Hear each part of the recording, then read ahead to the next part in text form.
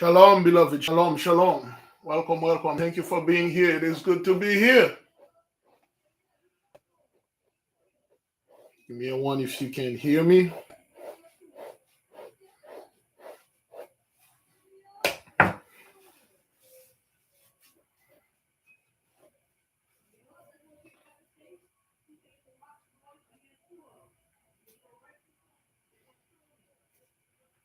Whew.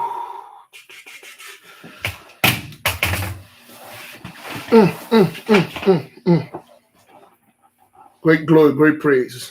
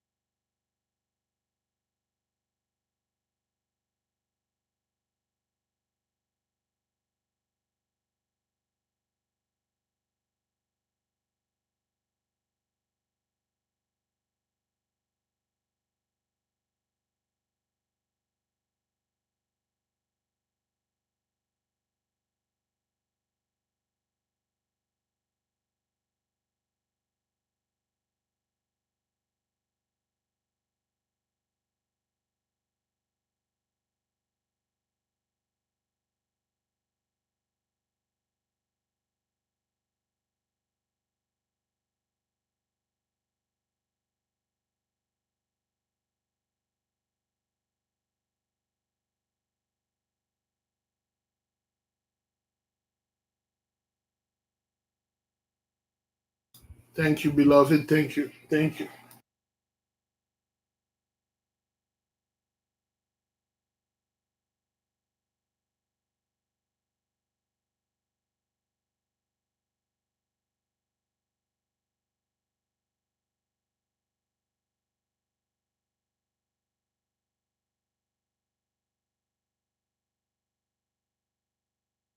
In the meantime, please, I would ask to click the like button that the others can see the quote unquote what they call this again, the notification, and we know that that don't work.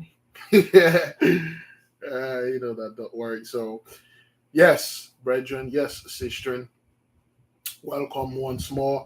We are about to dive into the Smoky God, aka the Voyage, and the to the inner earth or to the inner world.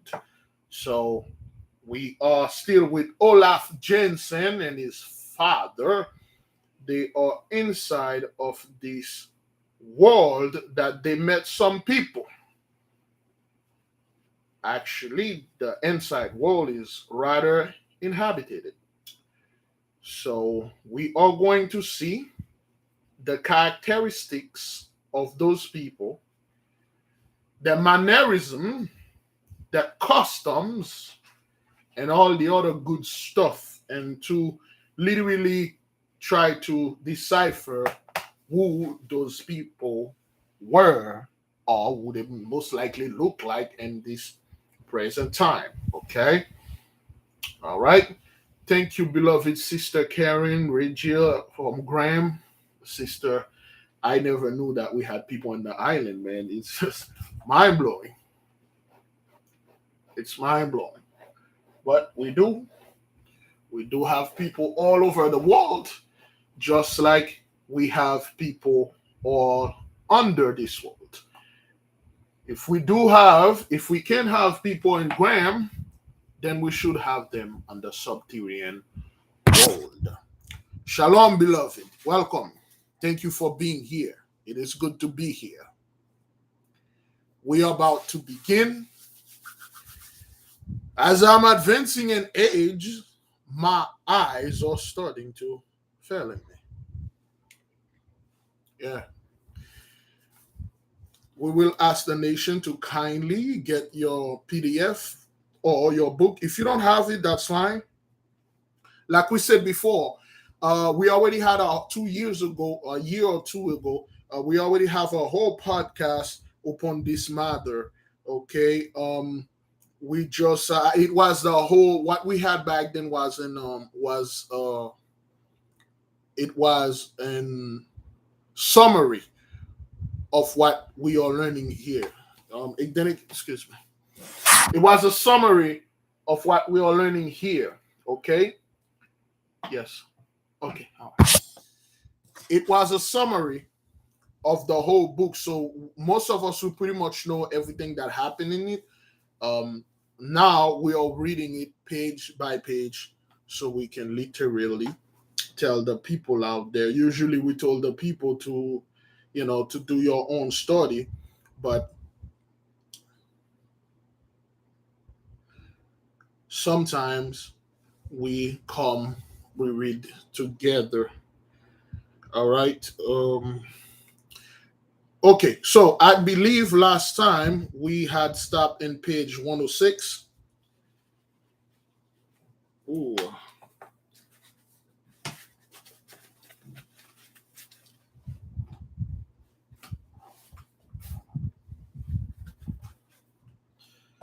We had stopped in page 106. And we will continue once we have enough folks here. In the meantime, let us go to the recap of what happened last time. What happened last time? Mr. Olaf Jensen and his father had they had made it to the quote unquote the inner world, the inside of the earth, whatever. So they had they you know what happened? They weren't really, let me just put it like this. They weren't going to go to the inner earth. They weren't going to do any of that. They were trying to go get some ivory, aka mammoth tusk or elephant tusk or whatever. Could be actual elephant that we had in the North Pole. So, and when they got there, they decided to go check it out. And boy, did they check it out. They went to multiple phases and they went to places that they find green vegetation, greeneries. They find the water, it's green, the sky is purple. At one point, they realized that the entire day was longer and the massive sun was following them. Well, the massive sun was there, but there was a one star during the day that always been there watching them. Okay. All right. So, of course, we do know those are not, it wasn't a star. Now we have a little bit better idea that it was something else. And they reached a point where they were, Olaf, Mr. Jensen was trying to wash his hand, and then he was trying to wash his face.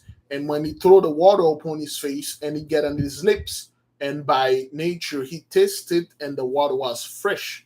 You got an ocean of fresh water, vast ocean of fresh water. And then after that, he get to another point, another length of scale, another vast distance. The water was salty, and then after that, he reached it. The water was fresh. So now we are in the time that when he got there, he get off the boats. Okay, the trees were the size of the Empire State Building in New York. Okay, the trees were not only they are tall, but they are freaking wide. Okay, the trees are wide. They look like they wider, like 2 times wider than the Empire States. Those things are really really big, and they are quite very very tall. So they got there. They find some They find some nuts they had eaten. It wasn't poisonous. For some reason, a movie is always making them poisonous. So they find the nuts, they ate it, and in the process, they heard a choir. Okay, they heard a choir of people singing, and when they turn around and they can feel the electricity going through the air. Of course, in the beginning, they saw two suns. They saw another red suns that was in the middle following them, and then they say, "Oh, that's not a real sun. It's a faux sun. It's a fake sun. It's something that is not real and stuff." And then when they landed, they saw this giant cruise ship, the biggest ship they ever seen in their life, loaded with people. And then the moment the ship stopped, another smaller ship came aboard, okay, a longboat, so to speak. And then the longboat had like 6 men in it, and the men came in. They were talking to them, and then they said, they make them sign to go with them, and they're like, "Hey, we don't know this place, we might as well go." So they went with them. Now, how do those people look? What was the characteristics? What was the manners? Let us find out. All right. Let us. I think we stop at page 100. Let me see. Oh, no, no, no. Yeah. All right. Let's read. All right. There were several. Page 104. We stop at page 104. All right. Again, there were. Wait, hang on. Is that what that is? Yes. Page 104. There were several people. There are several hundred people on board this to us mammoth ship. Okay, that's how big the ship was. The biggest ship that they have right now, the biggest cruise ship, I believe it's Harmony of the Sea. Somebody may correct me. Okay, this ship is pretty big. All right, it's something like that, but way freaking bigger. All right, because there's billions of people down there. All right. There were several hundred people on board this, to us, mammoth ship, which we discover was called the Nas. Anybody remember what the Nas mean? Okay, all right. I will wait and then read this if somebody remember what the Nas mean. Okay, Nas, Nez, not little Nas X, not Nas the real rapper, Nas.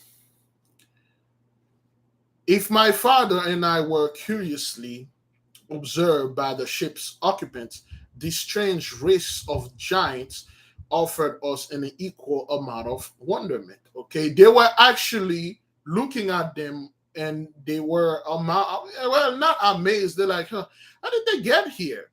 They were looking at them, stuff. Okay, Nas mean pleasure. Nas is to give.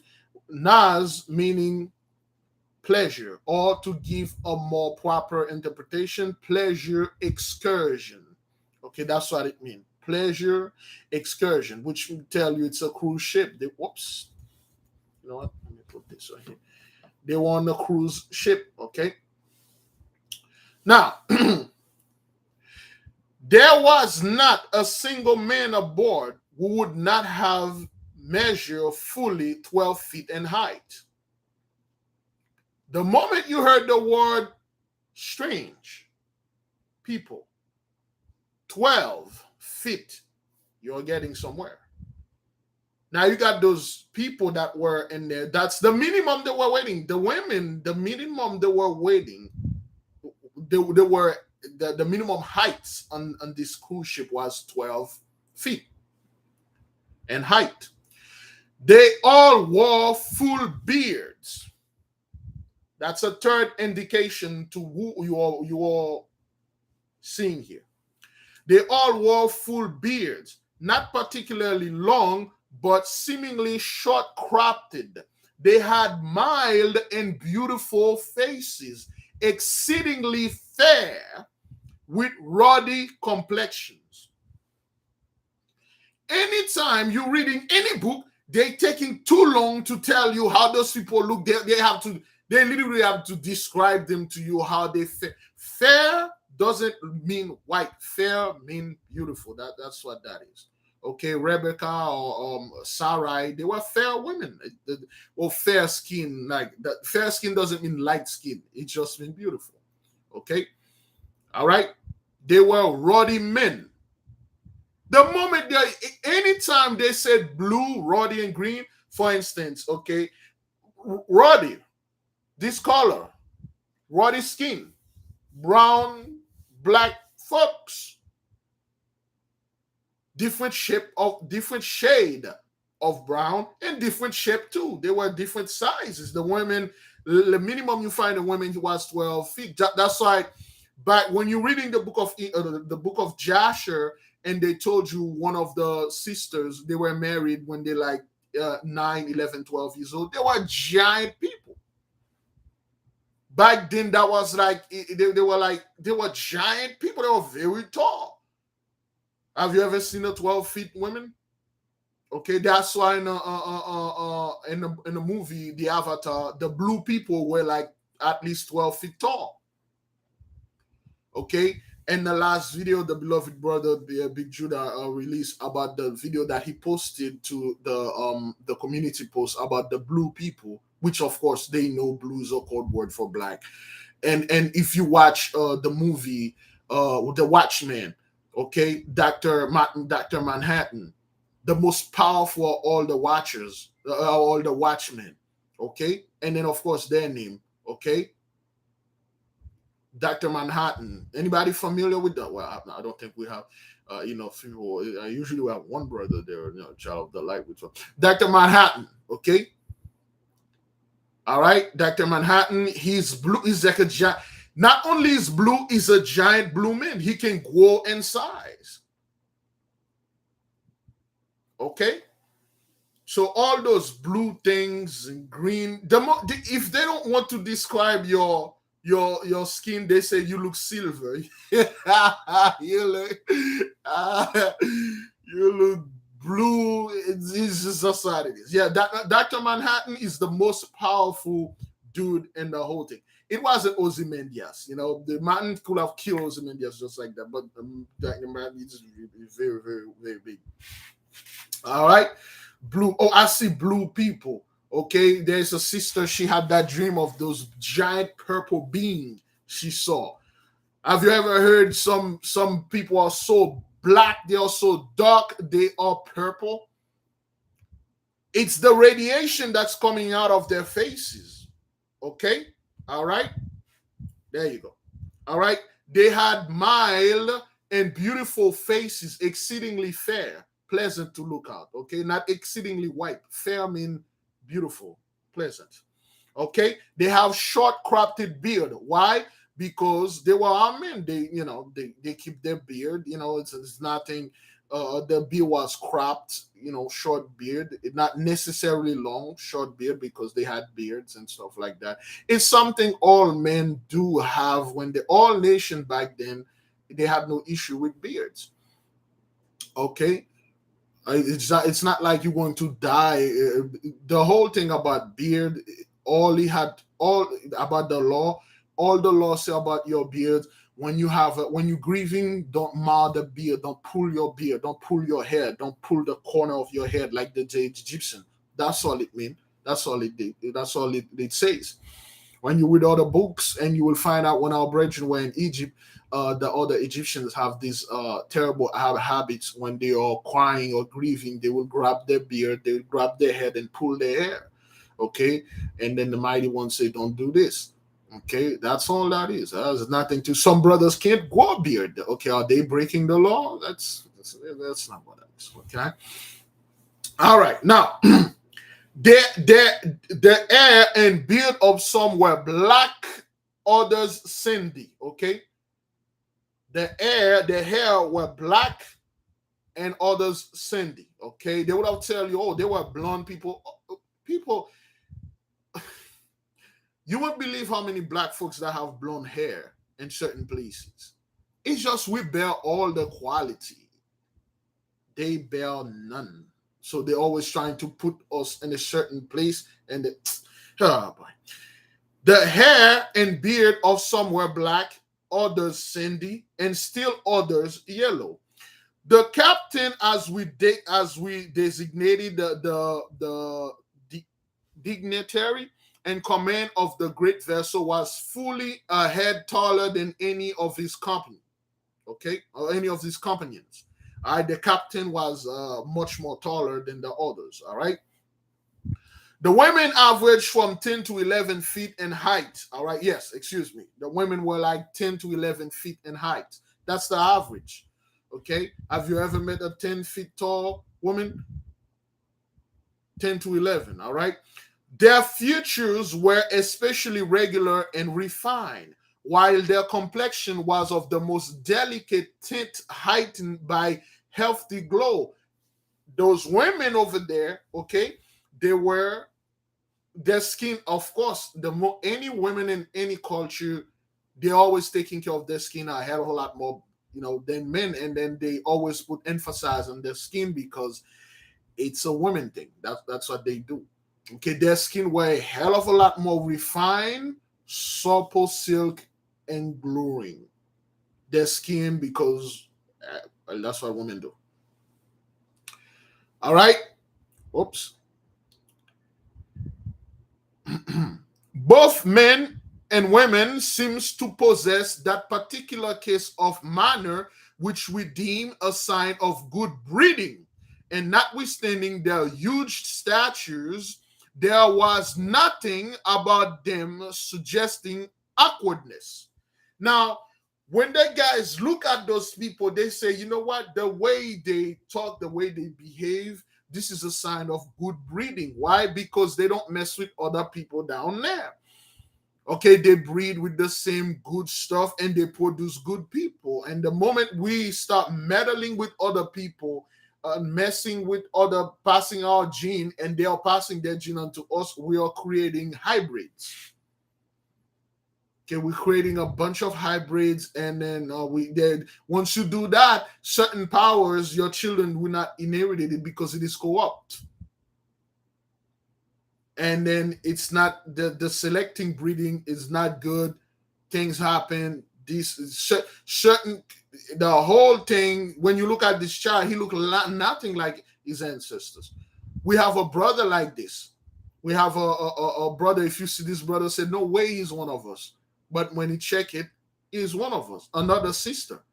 Serious identity crisis because the breeding was done wrong. All right. All right. There you go. What again? They say notwithstanding their huge statures. Anytime they're talking about men of statures, mighty men, giants. Oh, this guy in the Bible was a man of stature. He was a giant freaking dude. A giant, literal giant. I'm not talking about seven. Shaquille O'Neal is a if you 3 feet taller than this person, then that person is a child. I'm 3 feet taller than my daughter. That's how Shaquille O'Neal will look next to a woman over there.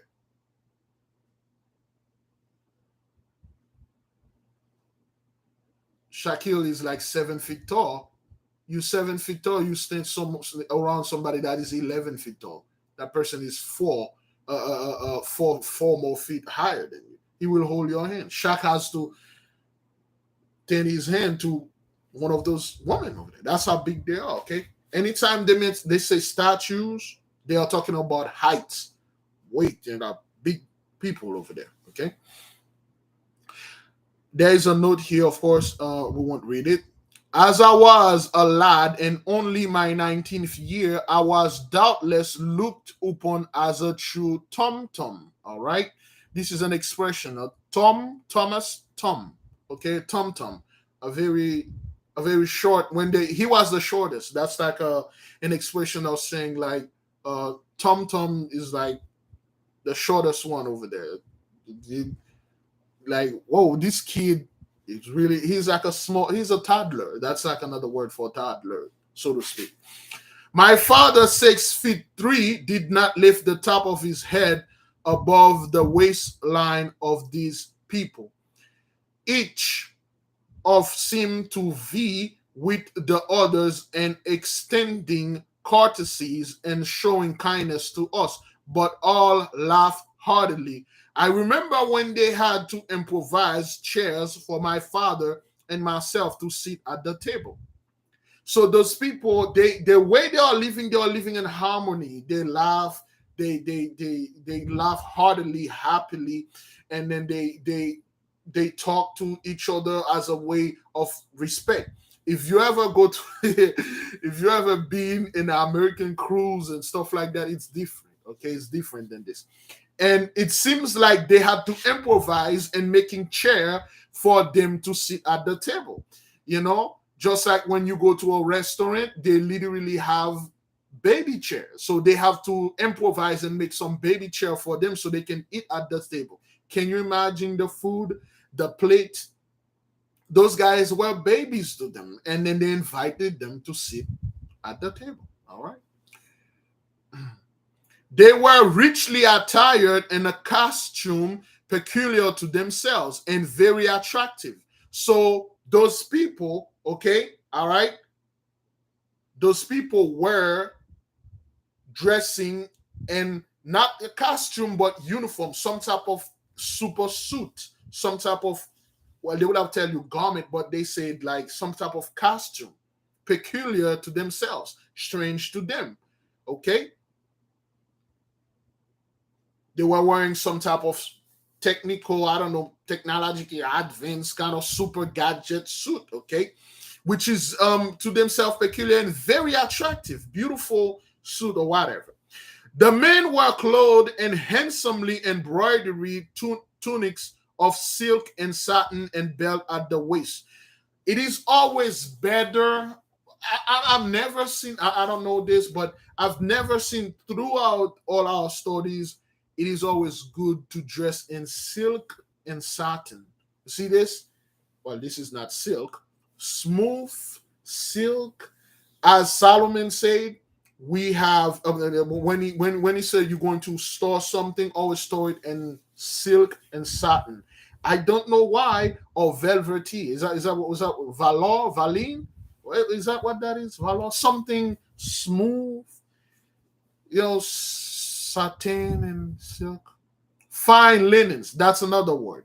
They sometimes velvet. Yes, sometimes it's not velvet. It's just the quality that is so high. When this thing came out, it looked velvety.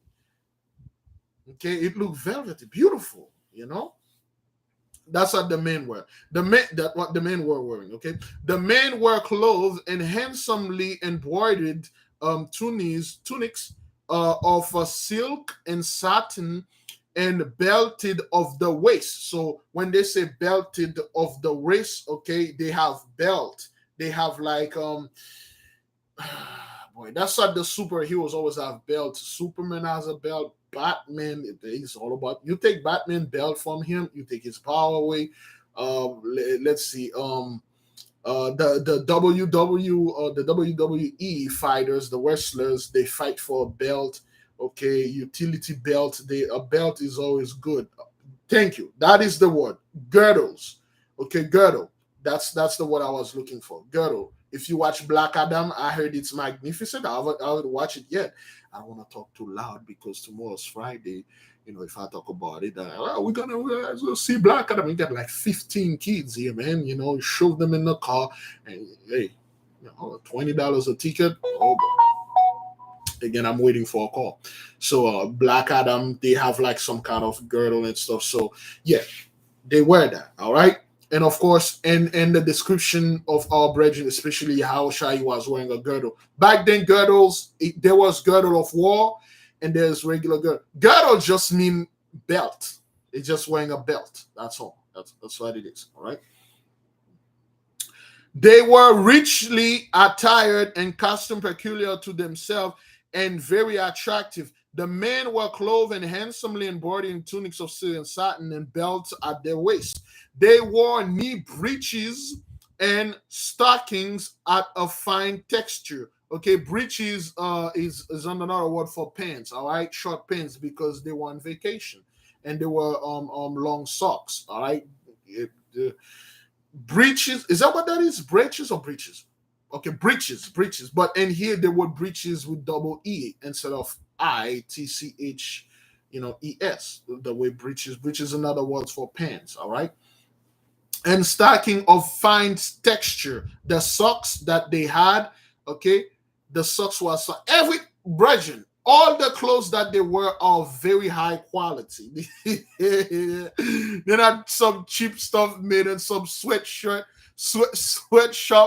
with a bunch of child labor. Those are things that made beautifully, righteously, and with high quality. That's what they were wearing. Okay, and stacking of fine texture, while their feet were encased in sandals adorned with gold buckle. Okay, even in their sandals, okay, they have gold buckle in there. Okay, we we early discovered that gold was one of the most common metals known and that it was used extensively in decoration, just like iron.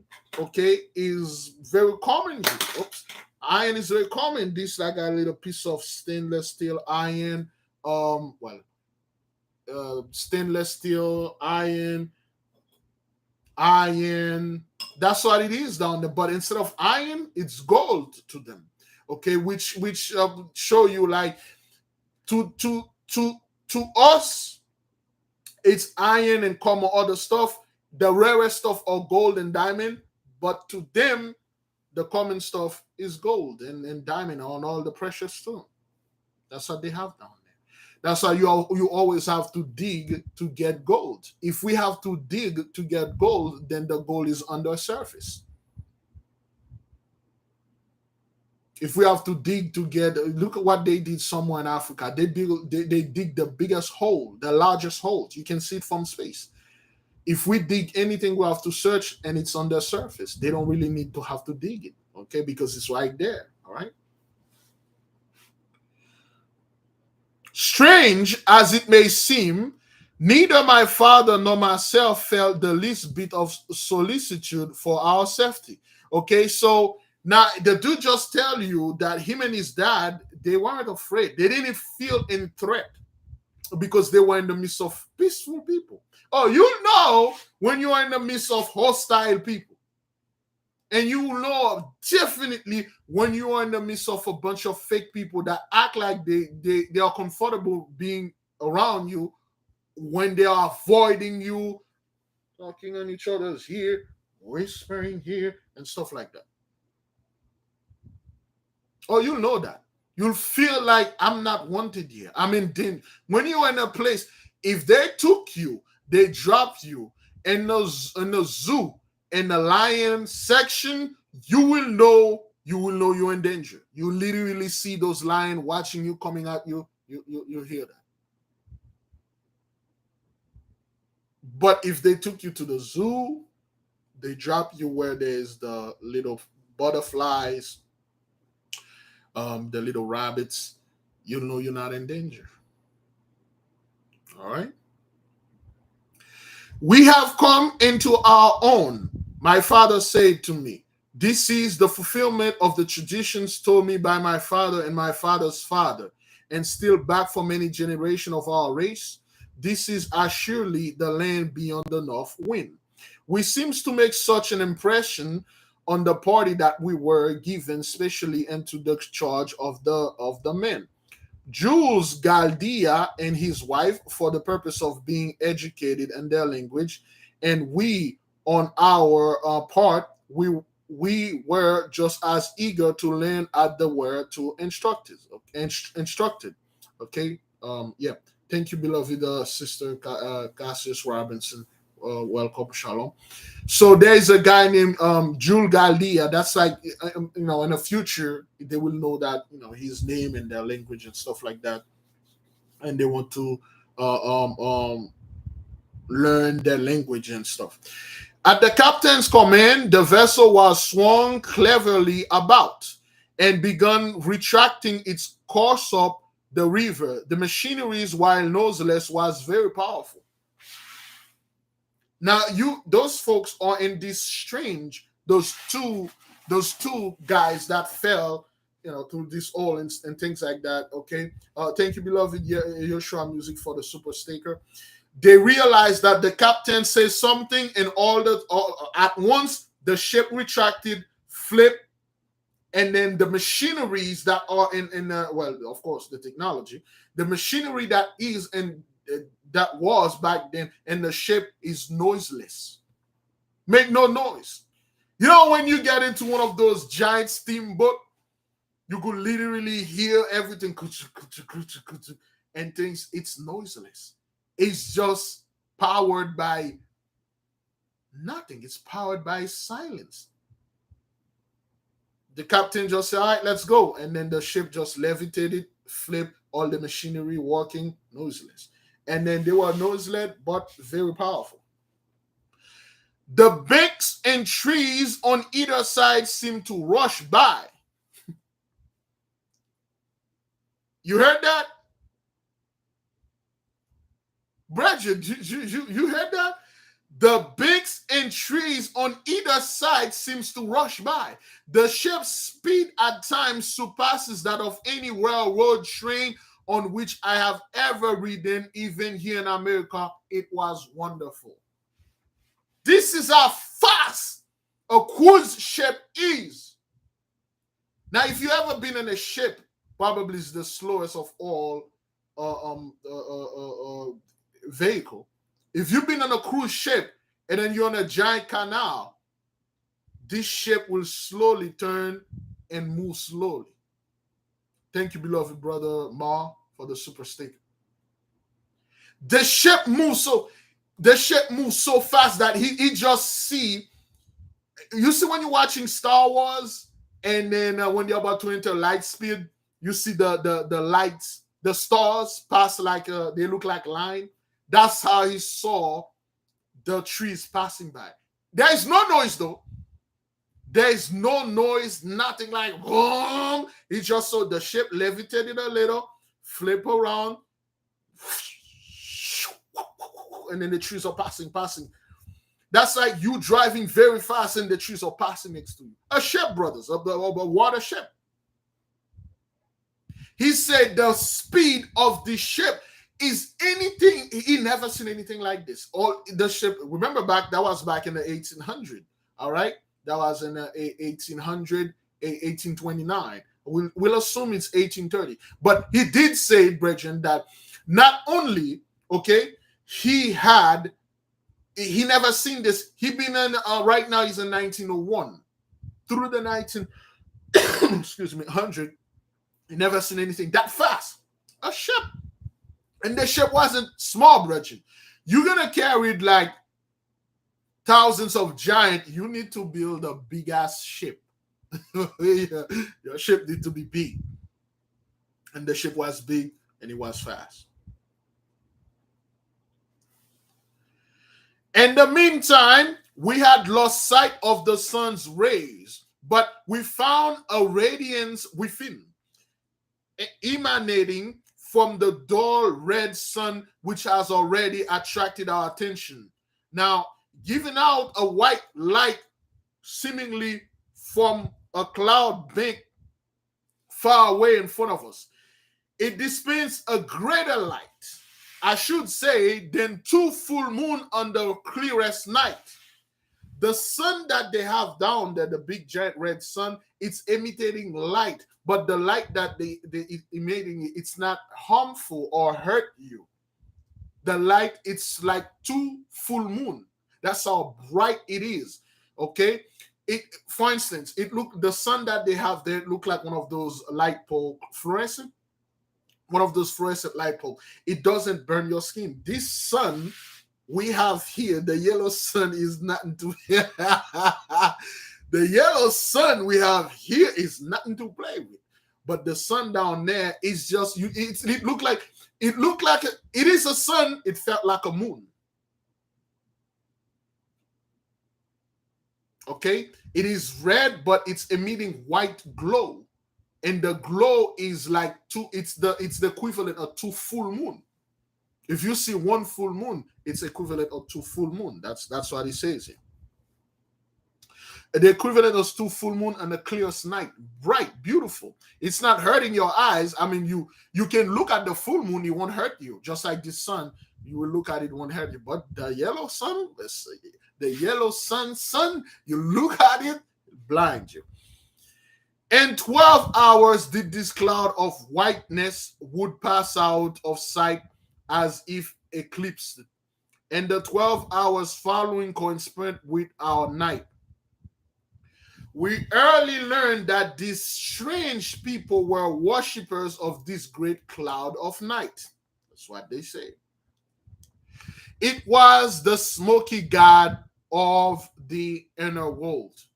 Now, later on, they learned those people, they worship this light. Of course, you know what, to the Gentiles, if you wake up in the morning, you look at the sun, they're throwing you off here. Of course, the two dudes that went there, they weren't whites at all. They weren't whites. The way those guys went there in the 1930s, it looks like two runaway slaves stole a boat. They're trying to navigate to their home world. Something was kept calling those two runaway slaves back in the 1830s, and then they went over there. That side sounds to me. That sounds like two dudes over there. But anyway, they're gonna put something here. Say, hey, they were worshiping this thing. But hey, worshippers, okay, worshippers of the great cloud of night. It was the Smoky God of the inner earth. That's what they call it, the Smoky God, because it looked like the red sun is emitting white cloud, which looked like smoke. Okay. The ship was equipped with the mode of illumination, which I now presume was electricity, okay? Because in the 1830s, 1829, they didn't know what it was, okay? But neither my father nor myself were sufficiently skilled in mechanics to understand whence came the power to operate the ship or maintain the soft, beautiful lights that answered the same purpose of our present method of lighting the streets of our cities and houses and places of business. Okay, the ship has a technology, electrical technology that they never seen. That is why in the house of Aries, and pretty much all the houses, there are principles that are taking care of electricity. For instance, one of my favorite principles, Morek, which is the first principle of Aries, he taught you about all electricity, and it is said that he have H that are thousands of years in the future, and they are waiting for our people to come over there and ask questions. Okay, the teachers are just waiting. The teachers, they're masters, they pretty much know everything. It's just the students that are not ready yet. Okay, once we're ready, we will ask, they will give, if we are worthy of that, if we are mature enough. The electrically supercharged condition of the air was a constant vitalizer. Okay, the atmosphere have electricity in it. The atmosphere felt like you are on constant energy drink. You never felt tired. The atmosphere was in constant. It vitalized you. Give you somebody describe the word vitalizer. It felt like you weren't cooked 24/7. You're happy. You feel energized. You never get tired. The PDF, if you check the biglevi.com, I'm pretty sure you can find it there. All right. Forgive me, brethren. I don't know my chart. It's moving and stopping, moving and stopping. Certain other stuff I can't. I never felt better in my life than during the 2 years my father and I sojourned in the inside of the earth. So this dude literally told you he spent 2 years in there. He never get tired. He never felt any better. He never felt when he went to the surface. The surface literally suck up your energy. On the surface give you energy. Why? Because it's just the way that we are. The way that we are on the surface. Most people on the surface, they are emitting negative energies. Too much energy vampires. They're sucking up your thing, man. Too much the terrible spirits up there. You know, too much of those things there, and they will drain you. Anything will drain you here. Okay. To resume my narrative of events, the ship on which we were sailing came to a stop 2 days after we had been taken on board, which showed you they were in a cruise ship. All right. Can you imagine, Bridget, a ship running full speed for 2 days? I'm just assuming it was for 2 days. Can you imagine a ship running at the speed, let's say the speed of a jet for 2 days? That's a massive sea down there. Damn. That's how I show you this earth is a hell of a lot big, man. The most I will not put you in a place that the overpopulation will be a problem for you. It doesn't work. The moment this earth, which is alive, is since there's two more people, it will make more land. It will expand. It will grow. The ship was traveling for 2 days. The cruise was for 2 days. All right. My father said, as nearly as he could judge, we were directly under Stockholm or London. All right. So the father, he's a navigator. Okay. He felt like doing the position of certain things. He said, we are right under Stockholm or London, London, somewhere in Europe. He said that they were, which could be stuff like that. Okay. The city we had reached was called Jeru. Jeru. That's the city they reached. The city we had reached was called Jeru.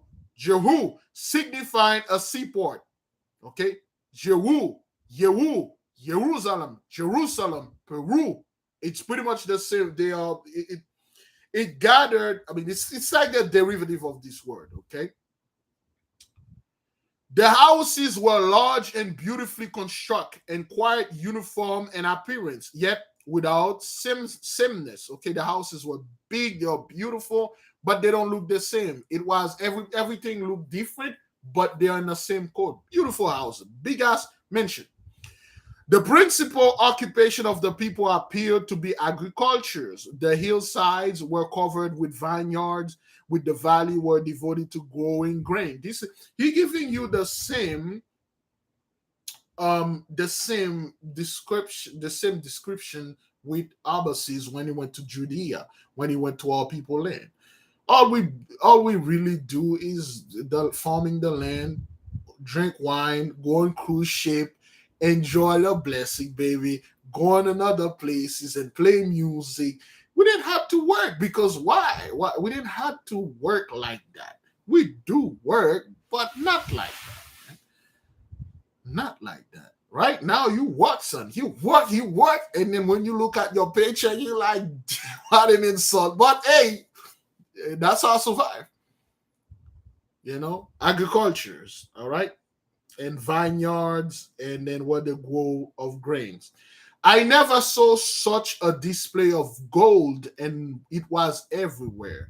The doors casings were inlaid, and the tables were veneered with sheetings of golds. The golds were everywhere. Well, it is everywhere down there. Domes of the public buildings were of gold. It was used most generously in the finishing of great temples of music. There's a lot of music down there. That is why we need to produce good, natural, positive music. Regin, when you're in your blessing, all you want to do is go on vacation, eating right, listen to music, go around, explore, and see things, man.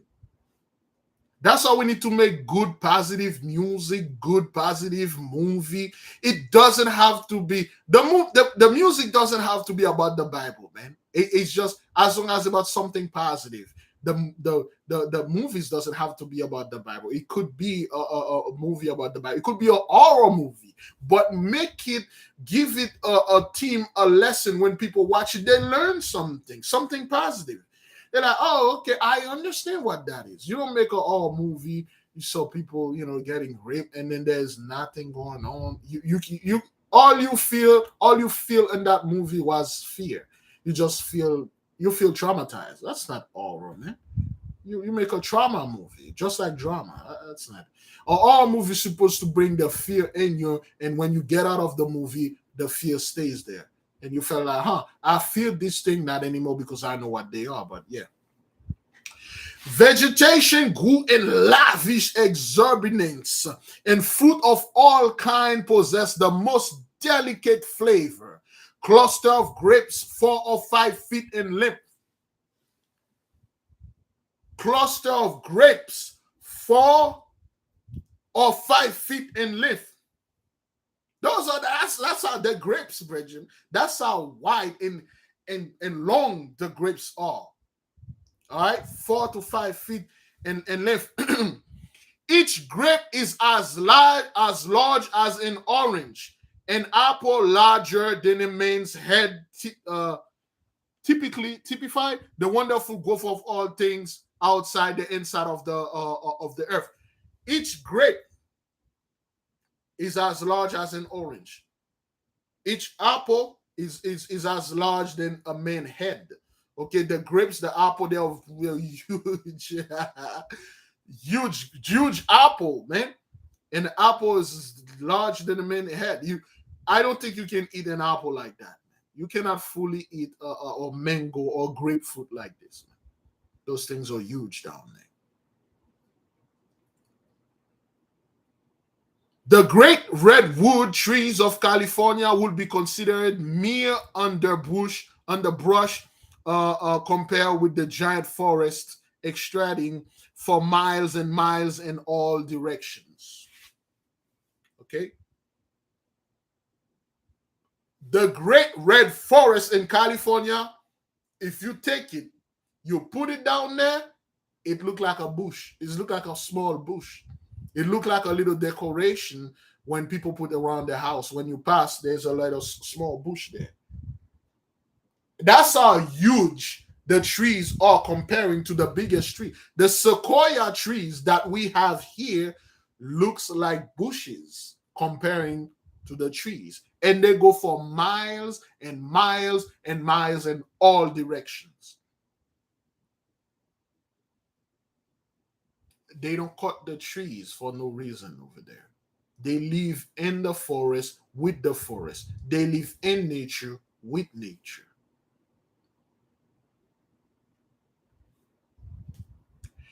In many directions along the foothills of the mountains, vast herds of cattle were seen during the last day of our travel on the river.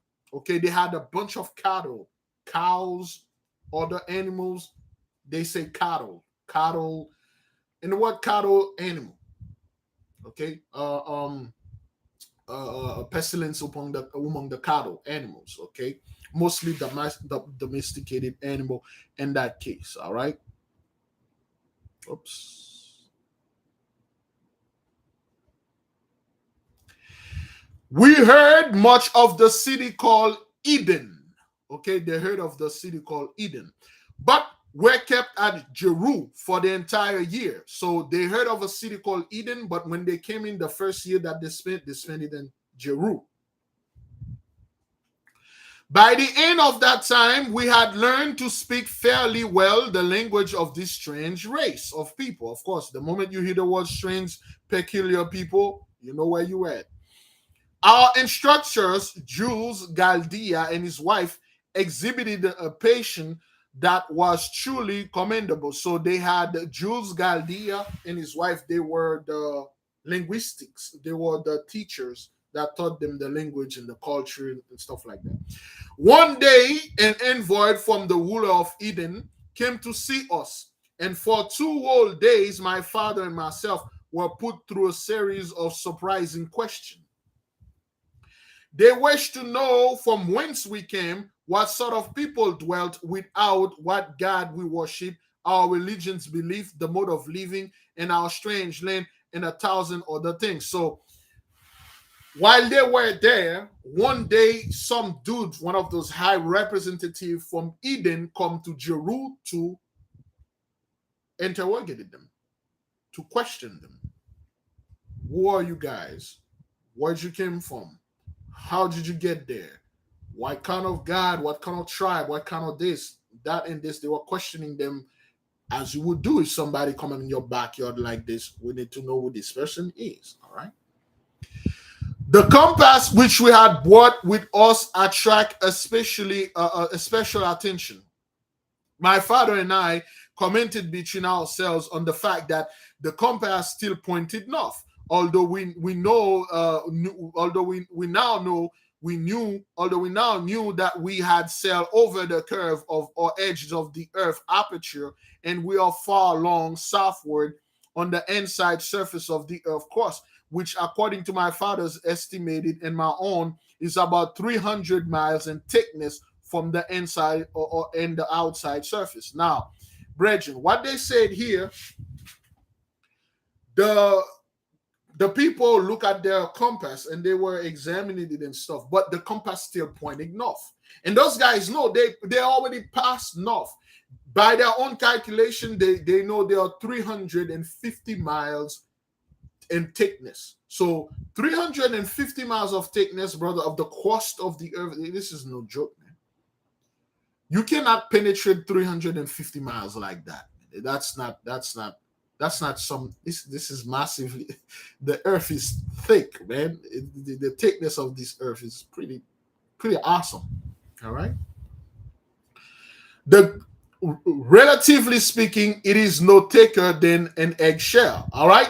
That's how that relatively speaking, the earth, so to speak, is no thicker than an eggshell in the hand of this guy, in the hand of this certain fellow. But to us, this thing is 350 miles of thickness.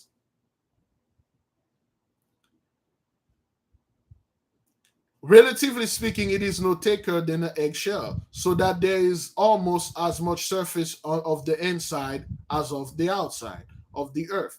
The great luminous cloud of or ball of dull red fire, fiery red, in the morning and evening and during the day, giving off a beautiful white light, the Smoky God, is seemingly suspended in the center of the great vacuum within the earth, and held in its place by the immutable laws of gravitation, or a repelling atmosphere's force, as the case may be. So this giant red sun, which emitting white light, smoky white light, it's suspended.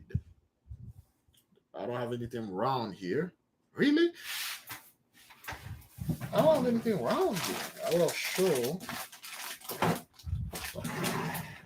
It looked like a ball, but it is suspended. They don't know how. Maybe by the gravitational law they have out there, the atmosphere have something in it, but it is there, sending beam waves of light, emitting, pulsing, peacefully, beautiful.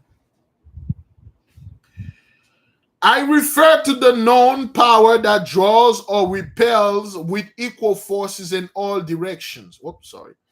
The base of this electrical cloud or central luminary, the seat of the gods, is dark and non-transparent, save for innumerable small openings, seemingly in the bottom of the great support or altar of the deity, upon which the Smoky God rests.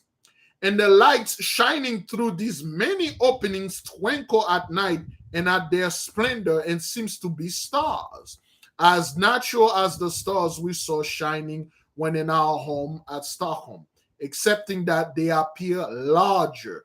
The Smoky God, therefore, with each daily revolution on the earth, appears to come up in the east and go down in the west. Okay, the same as does our sun at the external surface. So what he says here, say this Smoky God, this red sun, it seems like it followed the same pattern of our sun. It came out of in the east and then it set in the west. But when it's set, it like it's emitting a bunch of smaller lights that look like stars, but they are bigger. Just like our stars, they are bigger. All right.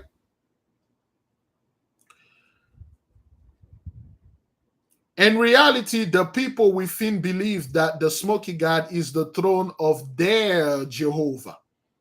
In reality, the people that within the Smoky God is the throne of their Jehovah, and he's stationary. And the effect of night and day is therefore produced by the earthly daily rotation. That's how they believe. But at least that's what they tell us. I have since discovered that the language of the people of the inner world is much like Sanskrit. The language of the people of the inner earth are much more like Sanskrit, an ancient Indian language. Not the Indian living in India. Somebody described the word Sanskrit. Shobha Pabatam. Namaste. Sanskrit. Namaste, namaste. You will thought namaste some kind of things, surfer dude in California said when they are high, but it's Sanskrit, if I'm not mistaken. Ancient Indian. And who were the original Indian in India and all over? India Superior, India Major, India Superior, India Minor. Ancient. Sanskrit. After we had given an account of ourselves to the emissaries from the central seat of government of the inner continent, and my father had in his crude way drawn maps of their request of the outside surface of the earth, showing the divisions of land and water, and giving the name of each of the continents larger is lands, and the oceans we were taken overland to the city of Eden, and a conveyance difference from anything we have in Europe of America. All right. Now, Sanskrit, an ancient, Indo-European language of India, in which the Hindu scriptures and classical Indian epic poems as written from many northern Indian Indic language as derived. So, Indian language. All right. Once the guy came in, they interviewed him. The father draw some code map and stuff like that, and then they say, we're going to take you guys to Eden. Now, the dude said, when they take him to Eden from Jerusalem to Eden, they took them in a special vehicle. He never remember that was in 1829. I think it was 1830 back then. They spent a year in Jeru, and after another year, they came to take them to Eden. They spent they get into a vehicle that they never see in Europe, they never known in America, all over the world. This is what he is saying about the description of this vehicle. Okay. This vehicle was doubtless some electrical contrivance. It was noiseless and run on a single iron rail in perfect balance. So you got this vehicle that they get in running on a single rail, okay, a single line, a single ley line, and perfect balance.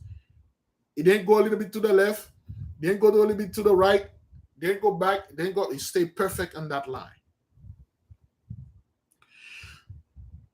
The trip was made at a very high rate of speed. We were carried up hills and down dales, across valleys, and again along the sides of steep mountains without any apparent attempt having been made to level the earth as we do for railway tracks. You heard that, man? You heard this type of technology in the 1830s. This vehicle carried them very fast. And then they went around mountain, up and down, and the line they were traveling to, of course, they don't do it the way that the train track do. Like when the train is going uphill and they have to make the track go uphill and stuff. It felt like these things, it felt like the line is like a direction. This thing travel, when you go up, down, and you don't feel anything. You just see the earth move, and it's like you stay in one place and things are passing by.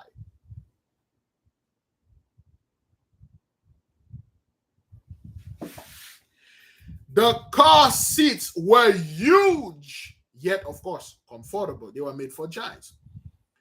And very high above the floor of the car, on top of each car, were high-geared fly wheels lying on the side. Okay? Now you see what kind of vehicle he was in. All right? Let me read it again. The car seats were a huge yet comfortable affair, and very high above the floor of the car. Very high above the floor of the car, on top of each car, were high-geared flying wheels lying on their sides. Flying wheels lying on their sides, which were so automatically adjust that as the speed of the car increased, the high speed of these fly wheels geometrically increased. Mind-boggling technology of flying wheels. The thing that keep the gravitation. The more this thing speed, yeah, they are riding the ley line. Now we understand that they were riding the ley line. Just like we know for a fact the train tracks are imitating ley line. The roads are imitating ley line. We just don't know how to travel to them yet. Okay, these flying wheels are spinning. And this thing is moving so fast. Beautiful. Jules Galdia explained to us that this revolving fin-like wheel on top of the cars destroy atmospheric pressure, or what is generally understood by the term gravitation, and with the force thus destroy or rendered nugatory, the car is safe from falling on the side of the other from the single rail track. It is where in a vacuum, the flying wheels and their rapid revolution destroying effectually the so-called power of gravitation or the force of atmospheric pressure or whatever potent influence it may be cause on all unsupported things to fall down to the earth's surface or the nearest point of resistance. Now, to my understanding, this is what it says here. The flying spinning wheels that are on the side, they literally prevent when they say car, when you are in a train, you are in a car. A train is multiple car connected. Each car train. Sometimes you can detach the car. It seems like that's what it is. It's like a train, okay, with spinning wheels, on top of not wheels that are spinning on their front, but spinning circles. Let's call them spinning circles. This technology, what it does, you see, when you're traveling at high speed in a fighter jet, some of you military men and women out there know, let's say F-35 or F-150, and I would say F-150, but a F-35 jet or one of those, let's say the Blackbird, they can break the speed of sound. But the problem with breaking the speed of sounds, you don't break it once. When you hear the boom from the speed of sounds, that's one boom. It continues. And then it's so loud, that is why the pilots are not allowed. It's illegal for them to break the speed of sounds. Because when you break the speed of sounds, you continuously breaking it. So it's an endless boom. It just go, the more you go, boom, boom, boom, boom, boom, boom, boom, boom, boom, boom, boom. If you break the speed of sounds from Georgia, from Florida all the way to Providence, everybody, if you break it low, everybody that are in Florida and Georgia and all over the states, they will hear it. The sonic boom, they will hear it. It can break windows. It can break that, because the mode of transportation that we use, we don't use the ley line. We don't use the technology of the ley line. And these things keep this car in balance. It's like it work with nature. It doesn't, you can travel, they will travel faster than the speed of sounds, but it did not damage the atmosphere. When you travel to the speed of sounds, you go so fast that you left the moisture, because the air is loaded with moisture. That's why when you see those airplanes break the speed of sounds, it looks like rain. They left rain behind. With this technology, it doesn't do this. It just glidely, smoothly glide in the mist and go all the way. You don't hear any boom. You don't hear anything. Yeah, the sounds will grow stronger and stronger and can kill people. But their stuff don't do that.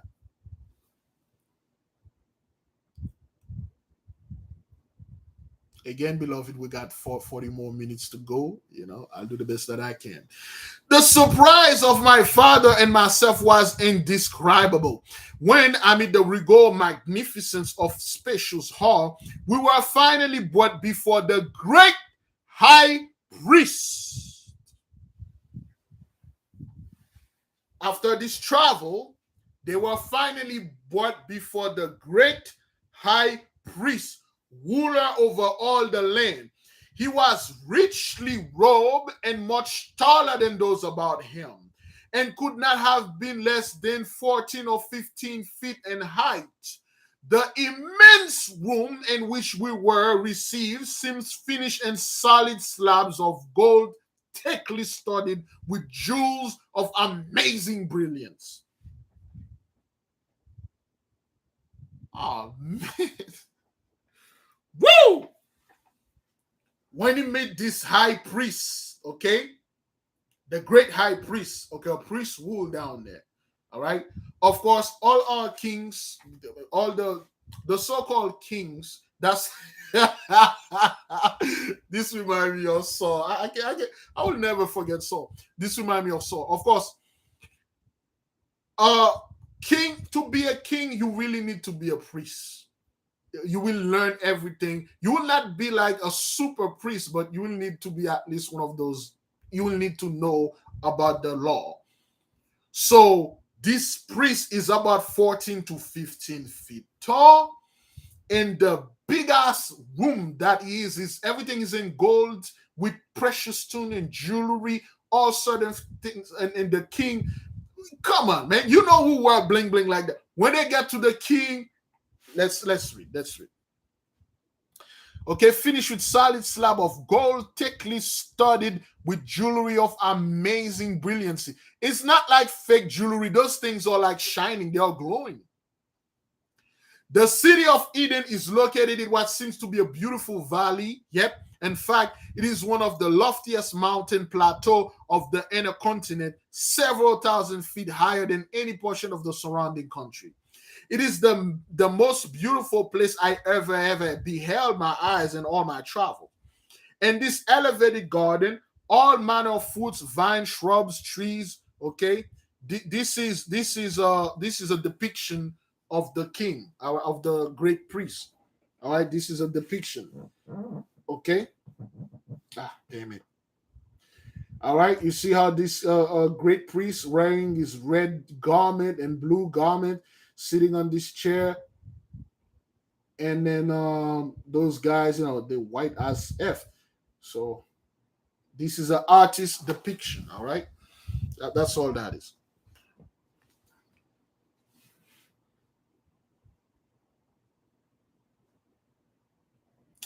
Studs, fruits, flowers grow in riotous profusion. In this garden, 4 rivers have their sources in a mighty artesian fountain. The divided and flow in 4 directions. This place is called by the inhabitant the navel of the earth, or the beginning, the cradle of human race. So in this city, there's what seems to be an artesian fountain, like a source of a spring of water that emitting 4 giant rivers that is encompass the whole place. By the inhabitant, they say this is the cradle of civilization of men, human. That's what they say. The names of the rivers are the Euphrates, the Pison, the Gihon, and the Hiddekel. The unexpected awaited us is this palace of beauty and the finding of our little fishcraft. It has been brought before the high priest in perfect shape, just as it has been taken from the waters that had the day we had loaded on board on board the ship by the people who discovered us the rivers more than a year ago. So when they got there to the high priest, guess what they see? They saw the little fishing boat that the giant cruise ship took. The boat is, after a year, the boat looked the same way it is. Nothing happened to it, but they put the boat there for them. The boat is here. When we were given an audience of over 2 hours with the great dignitary, who seemed kindly disposed and considerate, he showed himself eagerly interested, asking us numerous questions, and invariably regarding things about which his emissary had failed to inquire. At the conclusion of the interview, he inquired our pleasure, asking us whether we wish to remain in his country or if we prefer to return to the outer world, providing it were possible to make a successful return trip across the frozen belt barrier that encircled both the northern and southern opening of the earth. So now they went to the priest. The priest questioned them. He asked them other questions that the other guys didn't ask.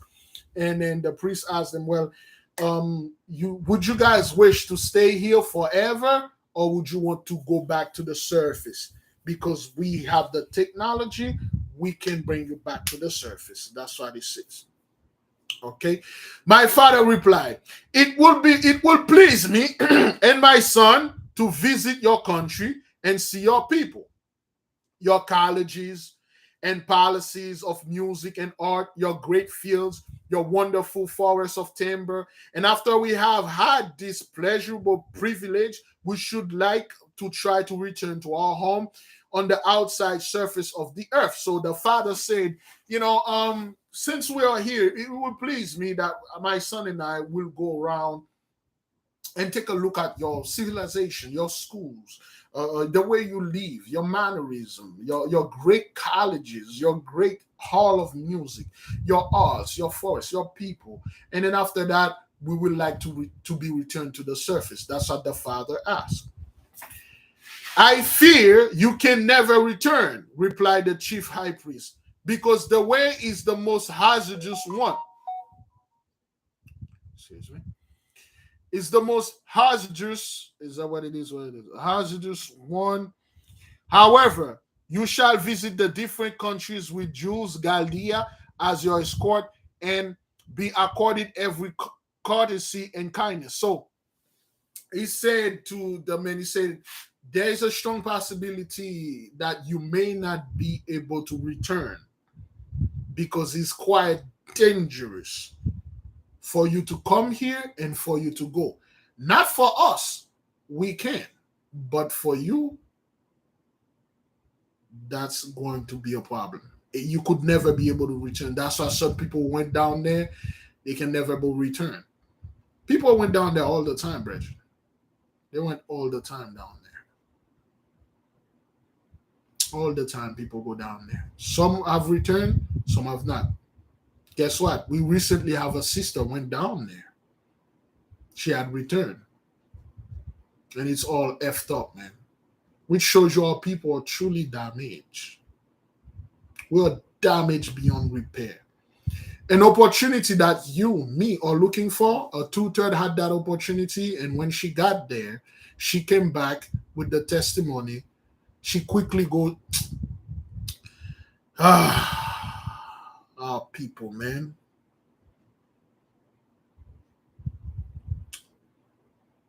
Anyway, man, that's all I can say about this because it's still under investigation. It's just like sometimes I'm sitting there, I'm like, why? Why do we still have those type of people in the midst, man? You find an opportunity like this to go in a place like this, they give you certain technology and you prefer the money? Can you imagine you go meet those guys and then they ask you, would you want to stay and study and get all those things? You're like, no, fill up my boat with freaking gold and send me. Fill up my ship with gold and send me back to the surface. Like, why is it those people always have that chance to go there? But anyway, crazy, man. Whenever you are ready to attempt to return the return voyage, I assure you that your boat, which is here or exhibition, shall be put on the waters and the rivers, Hedekol at this mouth, and it will be for you Jehovah's speeds. All right. Thus, we terminated our only interview with the high priest or ruler of the continent. We learned that the males do not marry before they are from 75 to 100 years old. Okay? 75 to 100 years old, that's like them being 14, 15, 16. That's like puberty for those people. 75 to 100 years old. That's what they learned. The males don't get married until they reach the age of 75 to 100 years old. And the age that which women enter wedlock is only a little less, okay? The women probably in their 50s, 60s. Can you imagine a woman down there? You marry you married when you're on you 60 years old. That's when you can marry, because 60 years for them is like 100 years for them. 100 years, 100 of our years is like 9, 10 years for them, right? Crazy, man. But anyway, hey,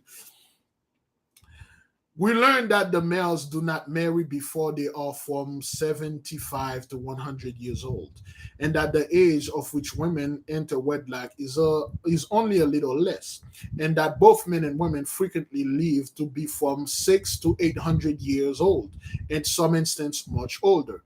This is what they live 6 to 800 years. That's the average lifespan. Can you imagine you are living 6 to 800 years? You get married when you are 75 years. That's too young. You married like when you are 9 years old. Some people married like when they're on like 400 years old. They just get married. But they start to get married when they are 75 to 100 years. They live between 600 and 800 years.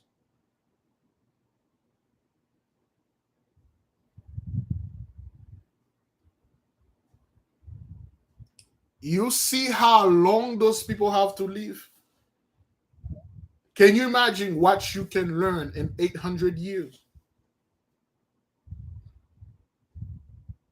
That's right, brother. It's a lot of time to acquire much knowledge. Can you imagine 100 years, studying 100 years? That's how long those people have to live down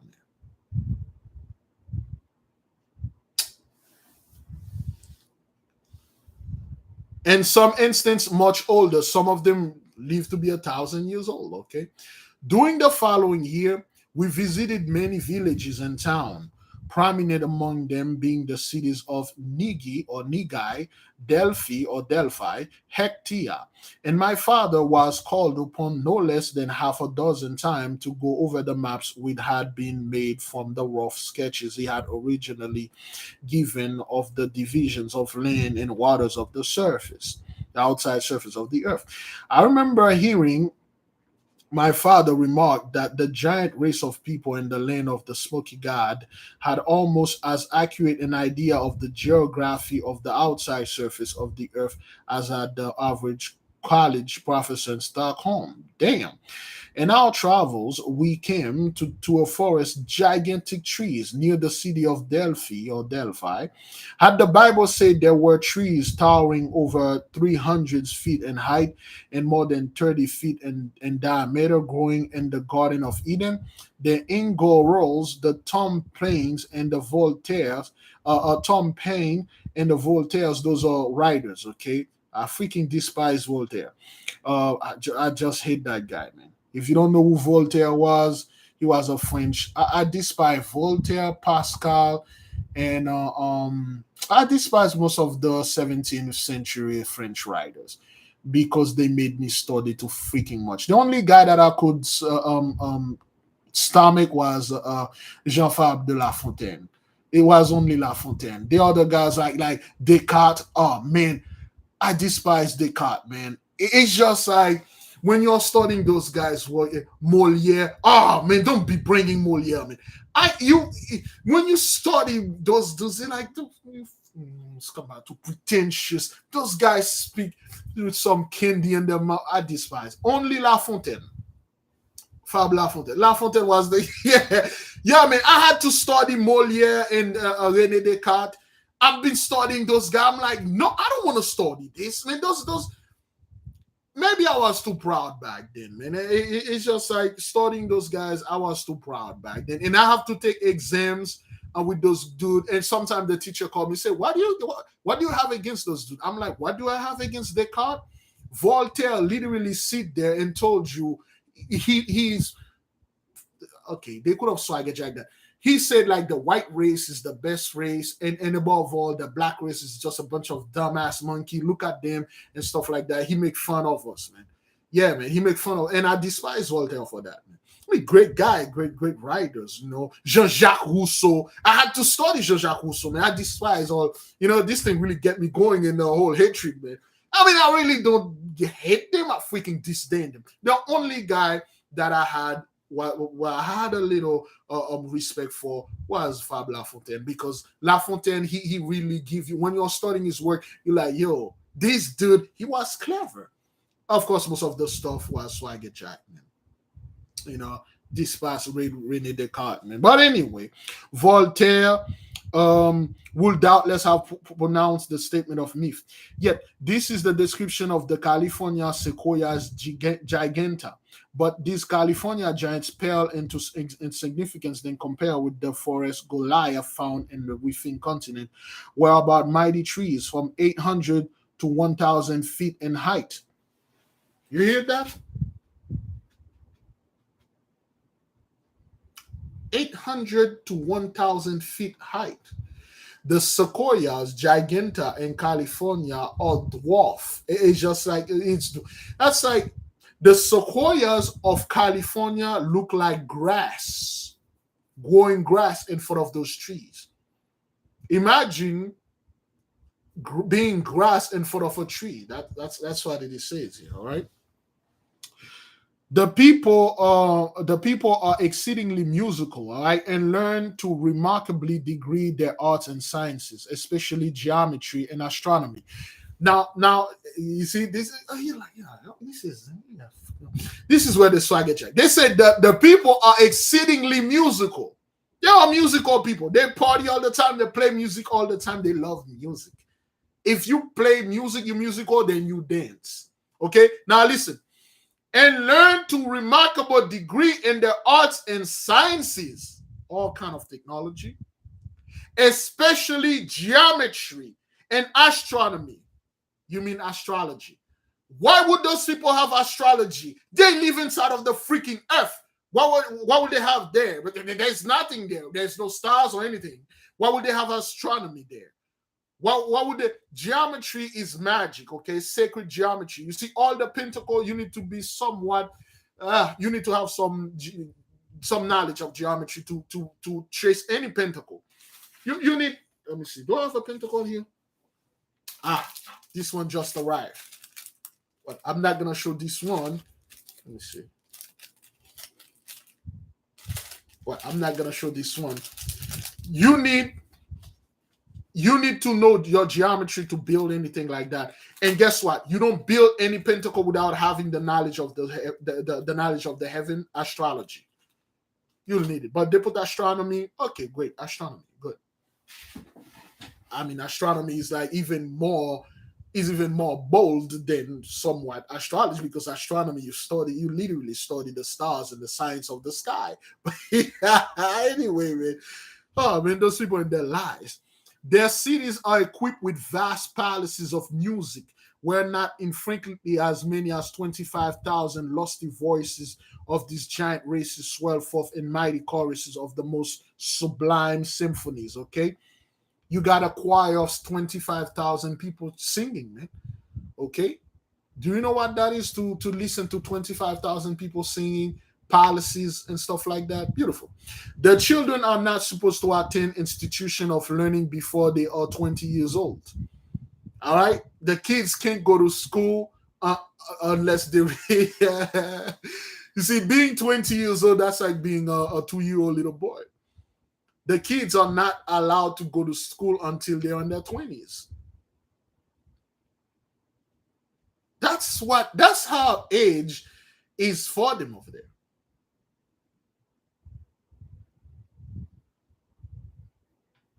So if you're, let's say someone right now, if you're 75 years old right now you reach an age to be legally married, so to speak. You just hit puberty over there. If you're 75 years old, you just heard puberty. That's why they always said our women used to be 50, 40, and people think they're talking about that age now. Right now, I doubt it when somebody watching is 100 years old. If you are 100 years old, you just hit puberty and then you're ready to make other children. 100 years old for us, that's what you 100 years old for us, you done, sir. What the hell would be? I'm 100 years old. I'm done. But to them, 100 years, that's when you started, you entered the dating scene. Can you imagine being 100 and then you enter the dating scene now? That's how it is for those people. Yeah, those people, they retired around like 800 years. That's when they retired, when they're 800 years old. And you retire, you barely can wait until 65 or 64 to retire. But if I could retire right now, yeah, because your body, ever since you come out your portal, is stress, damage, it's negative energy, it's been beaten, constantly beaten, trauma, all those things, the food, the people, all those things will take a toll on you. You won't live long. You won't live long.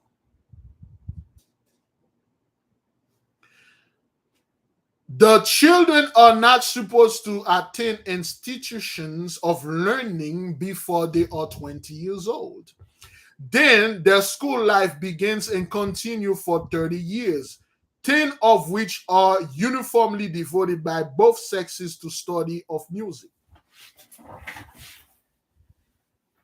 You go to school when you are in your 20s, you spend 30 years of learning. Out of 30 years of learning, you spent 10 years in music only.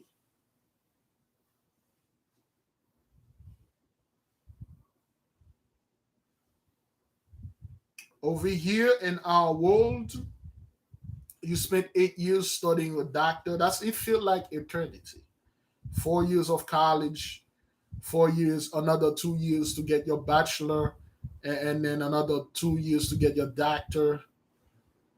You know, to them, at 20 years old, you 30 years schooling, 30 years of learning. Which one of you can say that you've been in school for 30 years? Maybe you've been learning something for 30 years. That's how it is for them. They spent 30 years. That's equivalent of our high school, middle school things. Do you know how much knowledge you can amass in 30 years?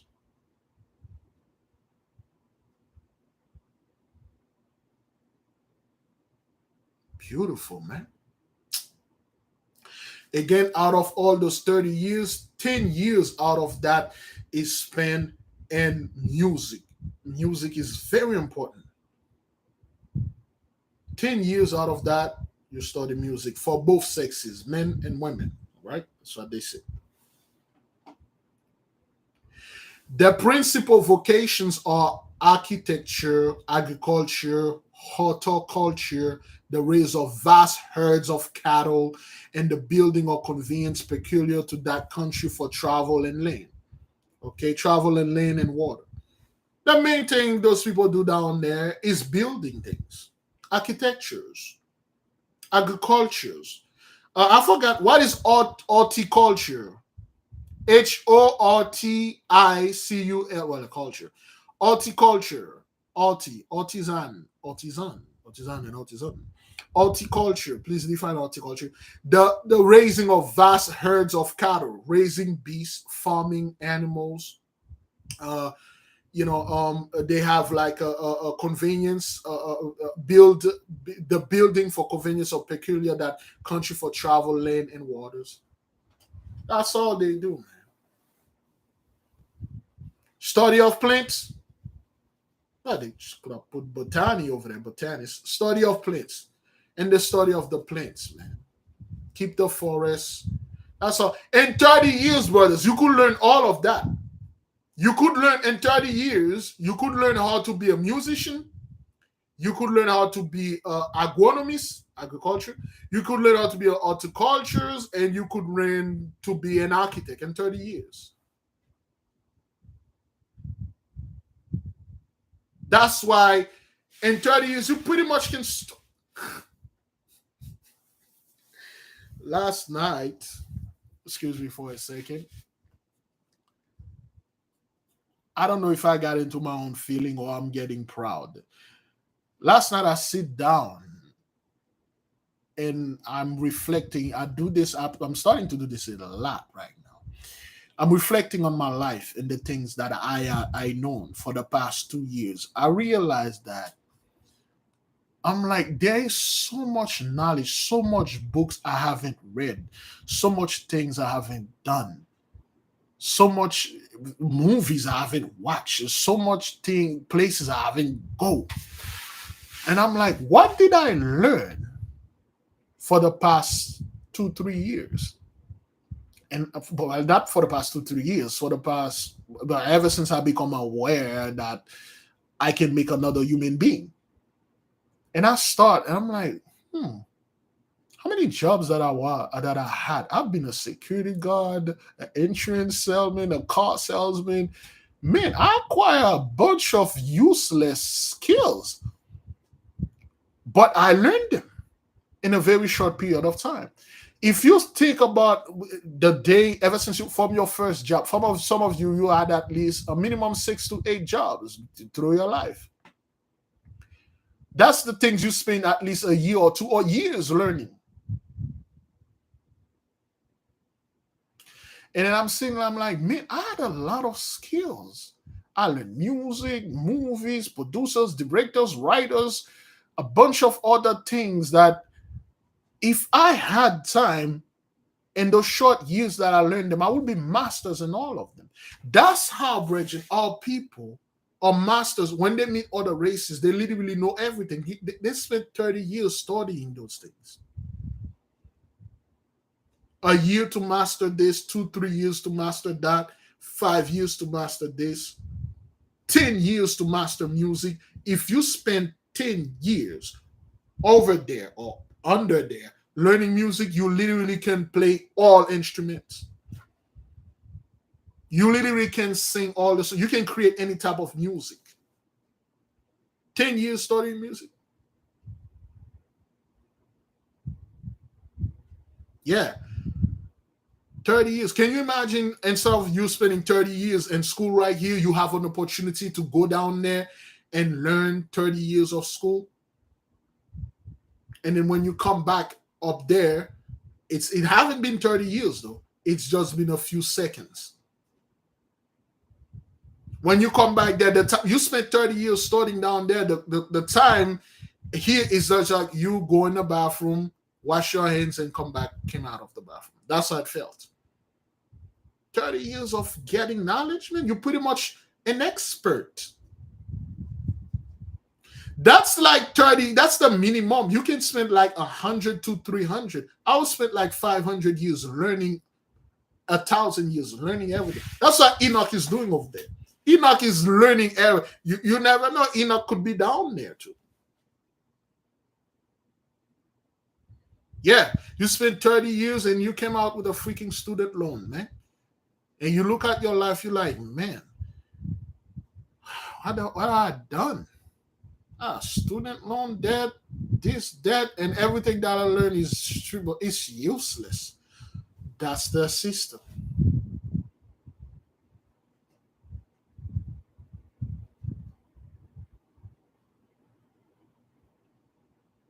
That's the system, brethren. Sometimes you despise. I'm like, man, I spent so much time studying freaking Descartes, and I despise this dude. It's just their point when they're making a point, like they make it so They are writing the book and telling you, I'm so smart. I'm smarter than you. I'm smarter than it. There would never be anybody that as smart as me. Come to find out all the stuff they were stolen. This why I get jacked. You're like, man, I wasted my life. You felt like a two-turn. You felt like a two-turn that just will come. You're like, yo, I spent 30 years on social media arguing, talking about celebrity. I have nothing to show for it. I'm not even a celebrity. That's the thing. You spent 30 years studying something. You're like, what the hell is this? There's nothing in there, man. This was complete garbage. Anyway.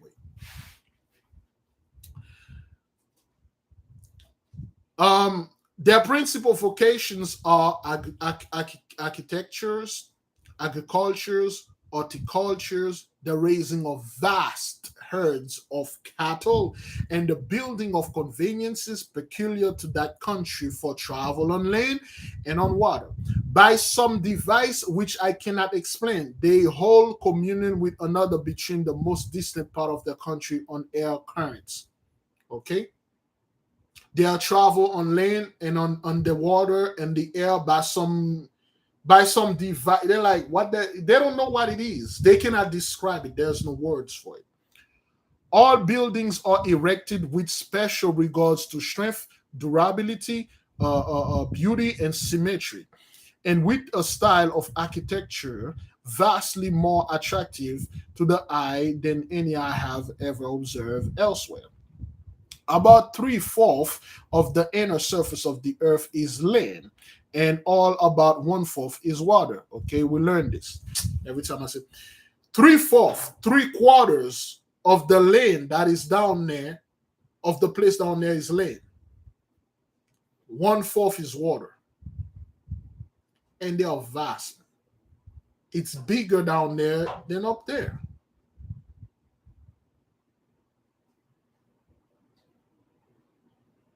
Beloved, to us, we are up. To us, they are down. But to them, we are in hell. They are in heaven. If you are, quote unquote, an alien from another planet, and they are describing two places for you, they're describing our earth, where we live above, and they're describing theirs, which is under us, so to speak. And then they will say, this alien, choose where you're going to live. You think this alien gonna say, oh, let me live above the earth? We are in hell because we think this is like the surface of the earth. We can see the stars, but in reality, we are straight up in hell. That's where all the demons, all the demons are, the war and everything. And we never look under us because Christian told us hell is under us. It could probably, we are the one that is at the bottom. We are the one that walk upside down. They are the one that is closer to the Most High God Almighty. It could be. That's why Christians say, oh, they dig a hole somewhere they can hear people screaming in hell. We could be in hell right there, and they are in heaven. We, based on what we're studying now, everything is reversed. We are upside down. They live above us. That's a life above. A kind of life like that cannot be below you. We are upside down. We are at the freaking bottom of the earth. That's why there is more water here. They are up there. To us, to go up there, we have to... It's weird. You know how it is, brethren? You know how it is? You know when a woman is pregnant, the child is upside down in her belly? The child is up. We are living in the bowel of the earth. We are living in the bottom of the earth, under the earth. When you truly look at it, you're like, man, those people cannot be, the earth cannot be, we are at the bottom of the earth. That's why a lot of people say the earth is flat, because you are at the bottom. You you reach right, but you're scrapping the bottom. This is the worst of it. We are here. That's where they got all sort of nonsense going on: poison, killing, war, shooting. They are above us. I mean, it makes sense, but I don't have any proof to prove that. But we are in hell. That's why the sun is burning your ass all the time. Volcano, all sort of natural disaster always happen here, because you, sir, are in hell. But anyway, so this is just garbage that we just talked about. But anyway, 3/4 land, 1/4 water. If you have 4/4, you have $1, you have a whole. If you have a whole, 3 out of this whole is land, 1 out of that whole is water. Beautiful. There are numerous rivers of tremendous size, some flowing in a northerly direction and others southerly. Some of these rivers are 30 miles in width, and it is out of these vast waterways that the extreme northern and southern parts of the inside surface of the earth and region where low temperatures are experienced, that freshwater icebergs are formed. Okay, it is said those rivers are about 30 miles wide.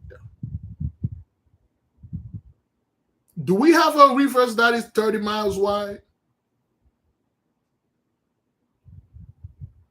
We could. I'm not too good when it comes to rivers. Okay. All right. Excuse me. They are then pushed out to sea like huge tongue of ice by the abnormal freshness of turbulent water that tries every year sweep everything before them. We saw innumerable specimens of bird life larger than those encountered in the forests of Europe and America. The Mississippi River is 30 miles wide? Really? I'm not saying long, but wide. Wide. The distance to take to cross them. Anything 30 miles to me is a sea. You cannot see the other side. Okay, they have met a lot of specimen of birds that are down there that are bigger than any birds. Of course, pterodactyl, dinosaurs, and dragons. They don't want to say it here, but that's what it is. Okay, all right. It is well known that during the last few years, whole species of birds have quit the earth. A writer in recent article on this subject says it is not possible that these disappearing bird species quit their inhabitation without and find an asylum within the walls. Whether inland among the mountain or among the seashore, we found bird life prolific. Okay, there's a lot of birds down there. Okay. When they spread their great wings, some of the birds appear to measure 30 feet long. Have you ever met a bird that is 30 feet high, 30 feet long? You know how big that is? A 30 feet bird can literally come and grab you and fly with you. That's what it is.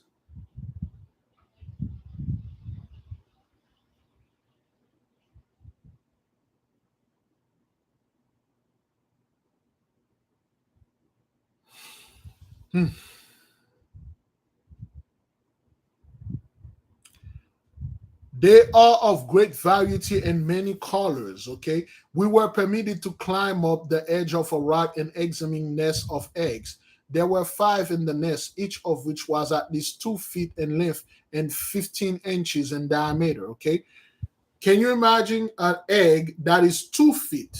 Let me see, 1 feet, well, 2 feet. Okay, 2 feet. Can you imagine an egg that big?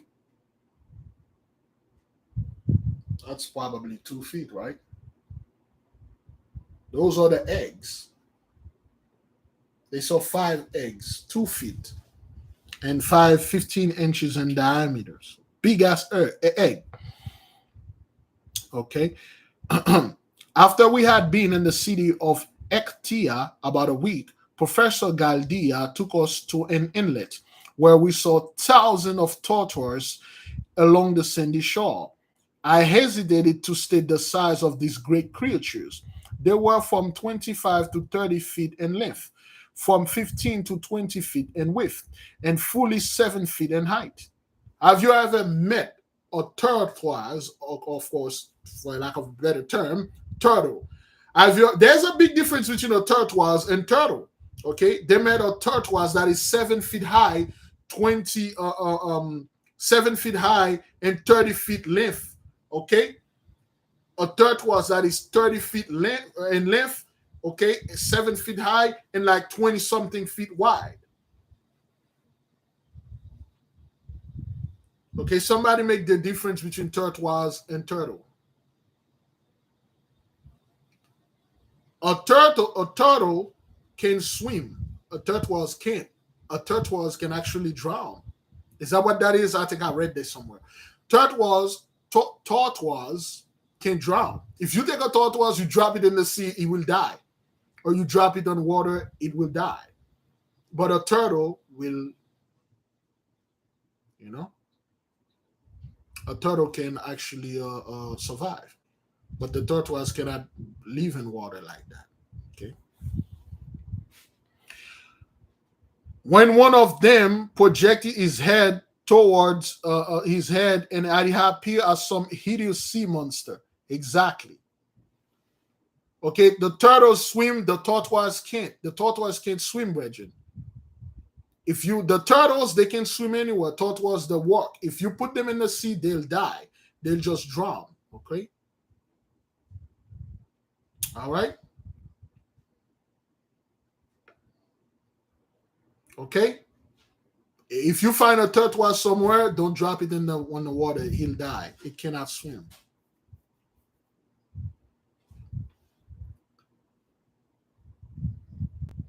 And when they approach one of those land turtle, the tortoise, their head look like a hideous sea monsters.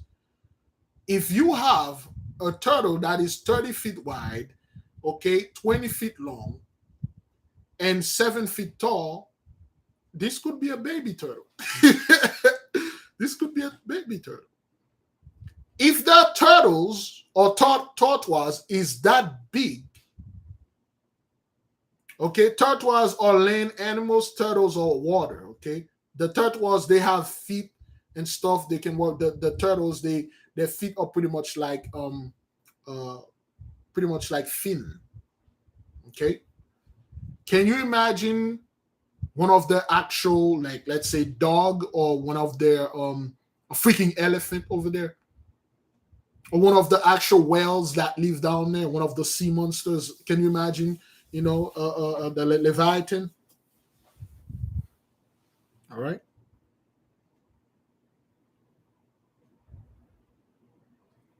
All right. Let's finish. Favor not only for vast meadows, luxuriant grasses, forests of giant trees, and all manner of vegetable life, but wonderful animal life as well. One day we saw a great herd of elephants. There must have been 500 of these thunder-toed monsters with their restless, waving trunks.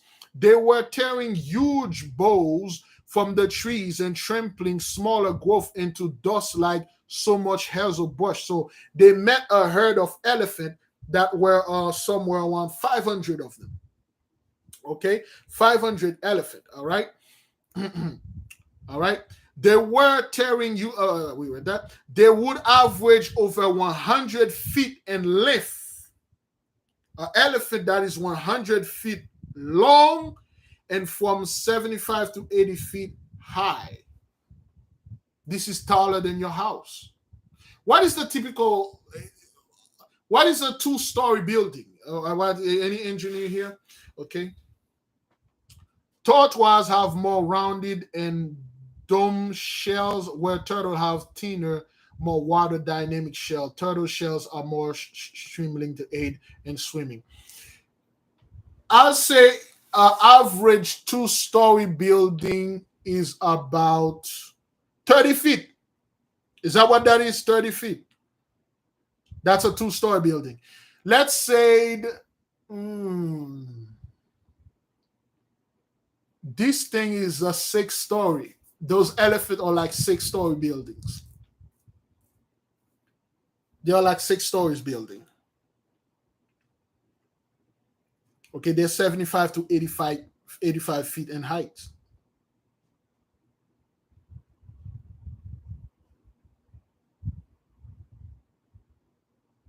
You got a 6-story elephant. You got a 6-story elephant. And then they are 100 feet in length. You got an animal that is taller than your building and larger than the block that you are living in. You got 500 of them.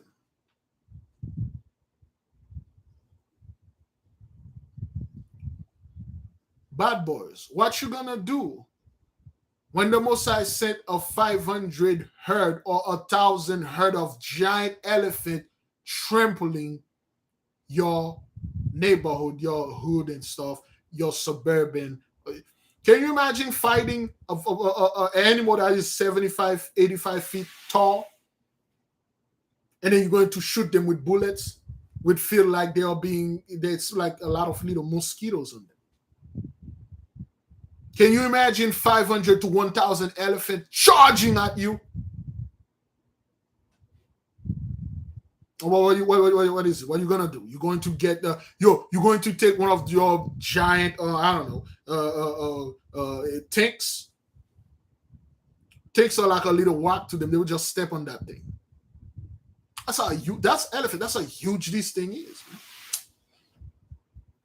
It seemed as I gazed upon this wonderful herd of giant elephants that I was again living in the public library of Stockholm when I had spent much time studying the wonders of the Miocene age. I was filled with mute astonishment, and my father was speechless with awe. He held my arms with protecting grip as if fearful harm would overtake us. We were 2 atoms in this great forest, and fortunately unobserved by this vast herd of elephants as they drift on and away, following a leaders as does a herd of sheep. You feel like an ant. Can you know what would taught you to kill an ant with your thumb, with even your small finger? That's how they felt like. They felt like an atom. They are so small in this giant forest. They browse from cold here. Temperature dropping. All right, we will stop right there, brethren. After we'll stop right there, okay? They browse some growing herbage which they encounter as they travel. Excuse me, and now again shook the firmament with their deep billowing. We stop in page 138. All praises and glory to the Most High. Give the Mighty One great praise, great glory, brethren. Give the Mighty One great praise, great glory. We learned a little something. We had a little wisdom. We had a little things to our library. Great glory, man. Give the Most High great praise. We're just going to discuss this a little until my phone ring or I find a message that I need to go ahead and pick up that woman. Let me see. Oops. Ah, crap. Damn it. I guess I'm going to have to go a little bit early. Beloved, all praises and glory, man. Seeking knowledge, man. The knowledge beautiful. Why would someone hate a knowledge like that? Why would someone hear something like this and say it's from the devil, man? Why would someone say, I don't want to go down there because it seems like hell?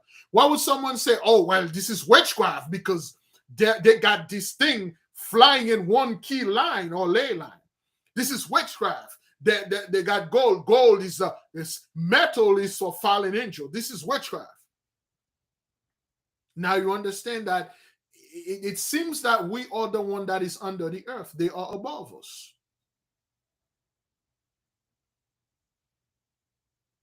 It seems like the stars that we are looking are the stars that are below us. They are much more greater star above us. Just like they said, when they get that, the stars they see are much bigger. They are closer. Have you ever seen one of those movies? I'm gonna get a lot of hate on this.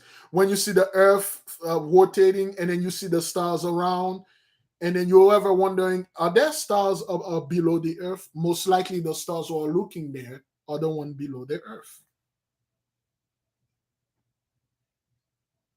It seems like we are below, they are above. We are in hell, they are in heaven. But this is just our theory.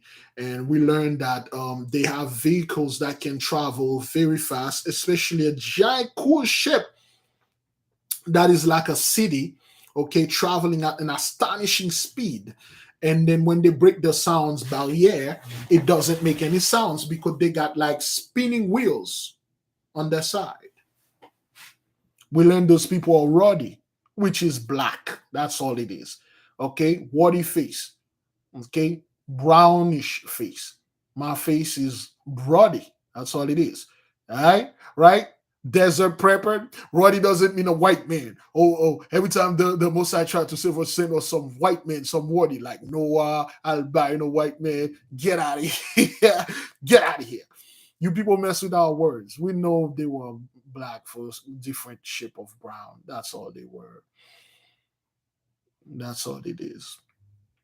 We learned that their kids go to school when they are 20 years old. Okay, you are at legal ages, so to speak, to go to school when you're 20 years old. You can only get a marriage license when you are at least minimum 75 years. When you are 75 and 100 years, that's when you're ready to date. That's when you're ready, that you reach puberty when you're 25, 75. Okay, 75 to 100 years. All right.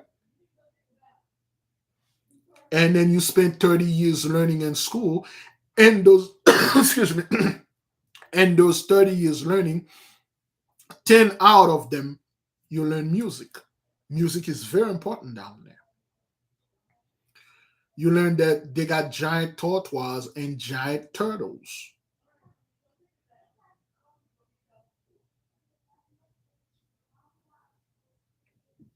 Okay, you learn that elephant is like 85 to 75 feet high and 100 feet in length. Can you imagine those people, whales down there, the sea monsters or the fishes? Okay, the apple are the size of a man's head. That's how big they are. An apple. I don't think any one of you can eat one, two apple. One. Can you imagine the watermelon? If an apple is the size of a regular man head, can you imagine a watermelon? A watermelon is at least 6 to 7 feet in length, 3 to 4 feet high. How are you going to eat that?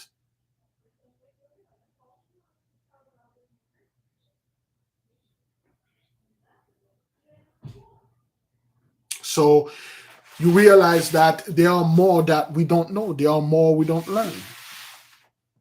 You realize that somebody they can live to be 800, 900, sometime 1,000 years old. The events that happened to us 400 years is like, it's like them reaching. It's like them. It's like 50 years. It's like 50 years for them. It's nothing.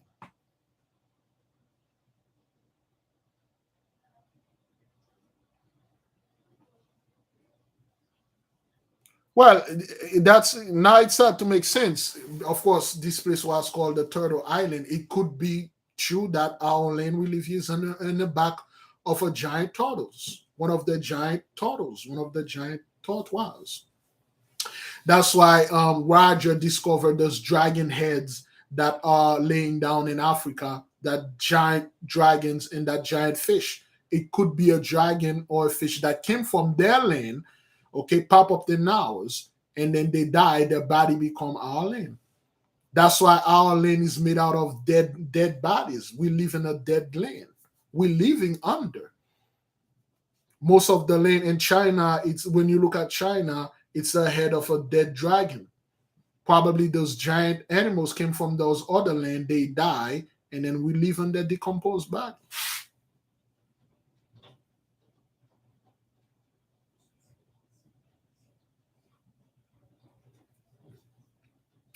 There's a lot we don't know, and we have to prepare ourselves to learn it.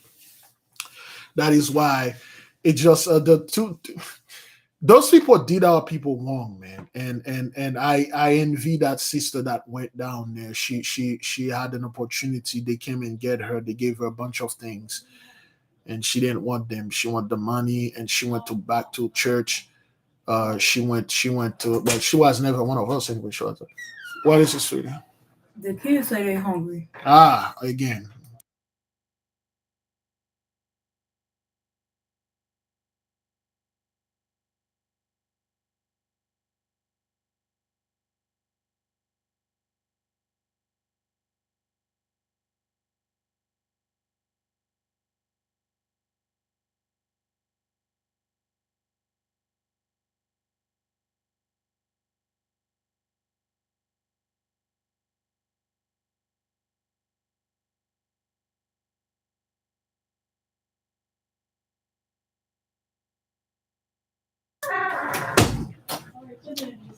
All right. Okay, so there's a lot we don't know, beloved. There's a lot more wisdom out there, and there's a lot more stuff. And now we understand that why they don't want the Gentiles nowhere near them. They would have killed those animals. They would have killed the elephants, take the trunks for ivory. They would have killed the turtles. They would have like poisoned the water, cut the trees down. They would have decimated the city, taking all the gold. Um, they would have enslaved those people because they would call them giant monsters, and they would have used the Bible and saying all giants are evils. The Most I say so. They would have burned down the forest. Okay, they would have steal the technology. They would have enslaved those people. That's what they do. But of course, with the thing, if those people got those type of technology, can you imagine the army? Notice here they don't say anything yet about the army or the weaponry. Of course, you don't want that.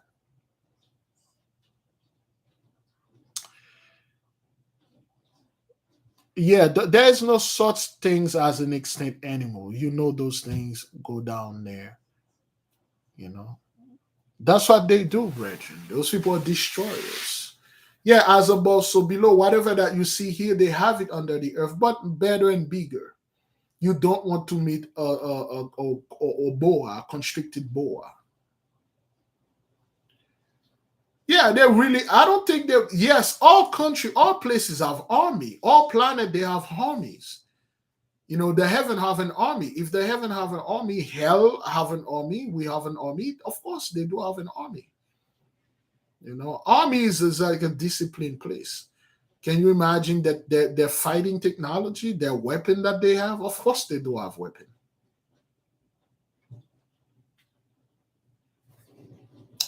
Beloved, I will leave you with peace. Thank you for spending a little time with your beloved brother. Please keep the beloved brother Zephaniah and the beloved sister Pandora in your prayers. I will see you folks whenever the mighty one says so. Thank you for all of you that donate. Thank you for all of you that help out. Thank you for all of you that were in the chat room giving definition, that laugh with us. We're just learning. That's all. It's a great experience. We are learning together. We just really learn. I could have easily, but I already studied this book. I could have easily studied on my own, but it is good when we get together. We study together. People bring stuff. I bring things. Others bring. And then we learn a little something. That's all. There's nothing evil about that. All right. All right. Don't let people telling you this is you're practicing witchcraft because you are reading a book that have information in it. That's all it is, man. Now, thank you, beloved Queen Knight, for the super sticker. Don't let people shame you into reading. Don't let people telling you that, oh, you're reading a book that is not the Bible they approve for you. Therefore, you're sinning against the Most High. The Most High God Almighty love when you're seeking His face. Okay, beloved, go in peace. Fast, pray, repent, repeat. May the King reign forever. Did I forget something here? Tomorrow is Noga. To the Noga Heights, Saturday the 23rd, 22nd, you need to watch the prayer. You got work to do. Selah.